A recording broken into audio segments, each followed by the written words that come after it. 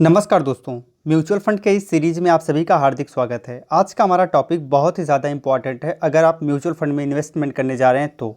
आज हम बात करेंगे regular plans and direct plans के बारे में, तो आप पूरी वीडियो से अंत तक बने रहिएगा। अगर वीडियो आपको अच्छी लगे शेयर करिएगा। चलिए वीडियो को शुरू करते हैं। सपोज़ करिए कि आपको एक फ़ंड का चुनाव करना है।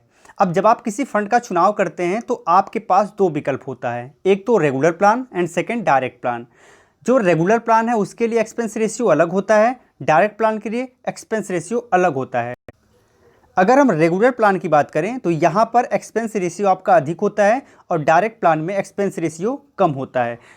चूँकि शॉर्ट टर्म में इसका ज़्यादा प्रभाव नहीं पड़ता है, लेकिन अगर आप लॉन्ग टर्म इन्वेस्टर हैं, लॉन्ग टर्म के लिए इन्वेस्टमेंट कर रहे हैं म्यूचुअल फंड में, तो इसका एक बड़ा इम्पैक्ट आपके रिटर्न पर पड़ता है। चलिए आगे हम कुछ और डिटेल में समझने का प्रयास करते हैं। सपोज़ करिए कि आपने रेगुलर प्लान का चुनाव किया। इसका मतलब ये है कि आप किसी स्पेशलिस्ट को चुनते हैं अपने फ़ंड को मैनेज करने के लिए, जो वो समय समय पर आपको तमाम प्रकार की सलाह देता रहता है। हम कह सकते हैं सलाहकार होता है या ब्रोकर कह सकते हैं।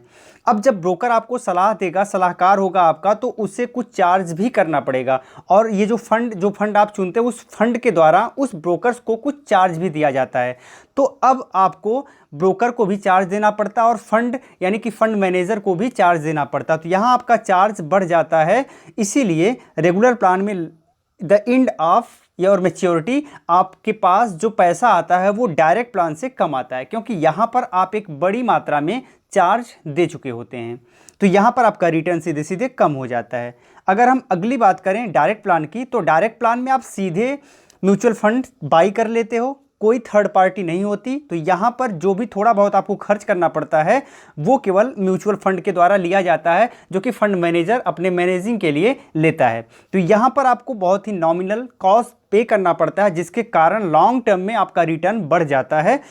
डायरेक्ट में आपका रिटर्न काफ़ी ज़्यादा बढ़ जाता है रेगुलर की अपेक्षा। तो कभी भी जब आप म्यूचुअल फंड का चुनाव करने जाएं तो आप हमेशा डायरेक्ट फंड का चुनाव करें, डायरेक्ट प्लान का चुनाव करें, न कि रेगुलर प्लान का। अगर आप रेगुलर प्लान का चुनाव करते हैं तो लॉन्ग टर्म में आपको नुकसान होता है और इससे कुछ ज़्यादा फर्क नहीं पड़ता।